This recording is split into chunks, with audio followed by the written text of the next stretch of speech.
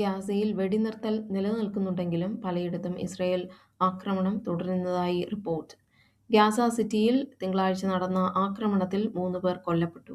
West Bank Israel പിടിച്ചെടുക്കുന്നതിനെ American president Donald Trump എതിർക്കുന്നതായും റിപ്പോർട്ടുകളുണ്ട്. യുക്രൈനിലെ കീവിൽ റഷ്യൻ വ്യോമാക്രമണത്തെ തുടർന്ന് 1400ഓളം അപ്പാർട്ട്മെന്റുകളിൽ താപനിയന്ത്രണ സംവിധാനങ്ങൾ തകരാറിലായി. എപ്സ്റ്റീൻ വിവാദവുമായി ബന്ധപ്പെട്ട് ബ്രിട്ടീഷ് പ്രൈം മിനിസ്റ്റർ കീർ സ്റ്റാമറുടെ കമ്മ്യൂണിക്കേഷൻസ് ഡയറക്ടർ ടിം അലൻ രാജിവെച്ചു. പ്രധാനമന്ത്രിയുടെ പദവിയും ഭീഷണിയിലാണ്. വെനസ്വേലയുടെ എണ്ണ നീക്കം തടയുന്നതിന്റെ ഭാഗമായി ഇന്ത്യൻ സമുദ്രത്തിൽ വെച്ച് ഒരു ഓയിൽ ടാങ്കർ US സൈന്യം പിടിച്ചെടുത്തു.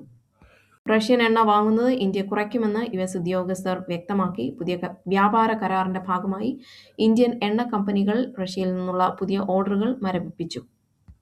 നമീബിയക്കെതിരായ മത്സരത്തിൽ നെതർലൻഡ്സ് വിജയിച്ചു.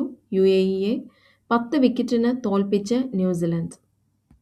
മനുഷ്യനെ വീണ്ടും ചന്ദ്രനിലെത്തിക്കാനുള്ള നാസയുടെ ആർടെമിസ് 2 ദൗത്യം 2026 ഫെബ്രുവരിയിൽ നടക്കുമെന്ന് സ്ഥിരീകരിച്ചു.